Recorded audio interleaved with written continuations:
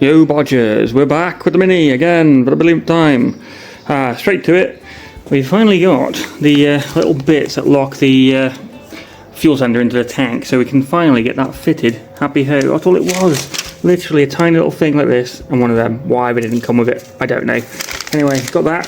Got another compensator. It's used, but this one had the things already threaded into it, and they threaded out nice, so we're going to swap that over.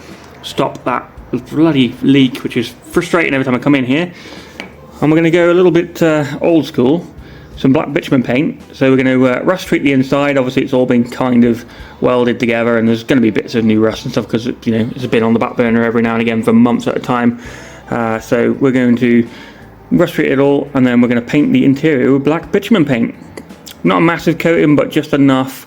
Obviously, and some seam sealer, obviously, if it needs it, just to sort of cover it all over on the inside and make it look pretty, and it'll sort of insulate somewhat, and etc, etc. That's a brush to go with it, and then we got a magnet tool because I keep dropping everything. Last time I was here, I did try to fit my old door back on, and then remembered the reason why I swapped it. This door, other than a little bit of rust down there, is actually, it fits better overall. A way better shut line than the other one. The other gap was much bigger, but this door's biggest problem, yeah, mega rust on the inside. There's that. Well, I thought, you know what, I can reskin it maybe, etc. But yeah, it's worse than it looks. And the internal block of this, where like the hinge comes out, it must be rotten or something because this door will not shut. Look, that's the best it's got. Yeah, not great. It droops, but you can lift it back, etc. So it isn't the hinge; it's actually the block inside the door. So still going to put the other door back on, this bad boy, which much better condition skin-wise. But if you remember, there's no interior. Yeah, so I'm going to have to try and see if I can make it work. Cut this interior out, and weld it in there. Yeah, that's not going to go right, is it? But we're going to try. If it goes wrong, worst case, we'll have to get another door again. Try anyway. But we're going to try and carefully cut the interior of that out, tack weld it in, yeah, and then see how we go. But that's probably not today. Today is going to be take the carpet back out, rust treat, etc, etc, cover it in that paint stuff, and then probably finish the carpet because we've still got like corners to do and these bits here, and then obviously straighten a bit under the seats. Yeah. Oh, and change the compensator. Probably priority one will be change this to the new one, hope it seals and whatever. If it doesn't, I'm gonna have to change one of the ends of these on the end one there. But again, worry about it when we need to, and get this tank hopefully in the car. Let's get to it. Right, you're gonna have to excuse the very noisy road today. I don't know why it's so noisy. Here's the old parts. This actually, what I'm gonna do is rust treat this before I do leave these in permanently, but I'm going to slap them in and you'll get the idea, and I'll do it off camera after. Just point out, I've also bought rivets. I forgot about them. That's to stick the rear windows back in. Anyway, back onto it. So this bugger, you slot them in, as you know. Alright Bodger, there we go. We've got it in. I would say don't use AI for anything. I couldn't figure out for the life of me how to get it in. AI was telling me to put this ring system thing the other way around, which is just impossible. Obviously it would just squash the seal in the wrong way. I tried a billion ways, and then eventually YouTubed it. Couldn't find a mini one, but I found a random classic car, and that's how they fitted it. Looks like it's not going to do anything, doesn't it? But it's in there. It isn't coming out, so we'll test it with a bit of fuel in it and see if it leaks. But that seal in there is squashed, so that is how it'll go. You put that ringlet thing on that way around. Obviously the rubber seal first, then your sender.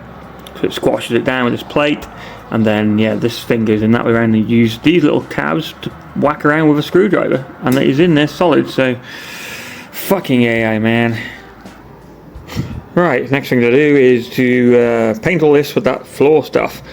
I'm going to rust treat some of it, and then I'm going to paint it, and we'll see what it looks like afterwards. There's no point watching me paint, it's boring as shit, but you'll see what it looks like in a sec. There we go, after some considerable time blackjack in the interior, look how much better that looks already. I mean, it's still got to dry, but shiny black, covers like 90% of the mistakes. I haven't gone all the way up, because obviously carpet's going to be covering it, but yeah, looks pretty decent, and it smells real nice too, got to admit. Those fumes have probably gone to my head a bit, but yeah. Anyway, that's going to look so much better once it's actually dry and go a bit harder. I'll do the same with the boot floor as well. Obviously seam seal everything, wait for it to dry, blackjack everything. Nice. Alright, let's get that compensator in. Alright, time to change this compensator. Typically left my brake spanner at home because I've got too many bloody projectiles.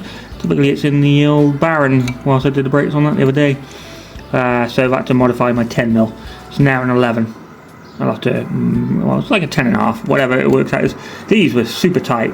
Anyone else has had that problem? It's been on the car a couple of months, maybe 6 months, and they were rock hard on, but yep, managing it alright. So let's get this swapped over and see if it leaks.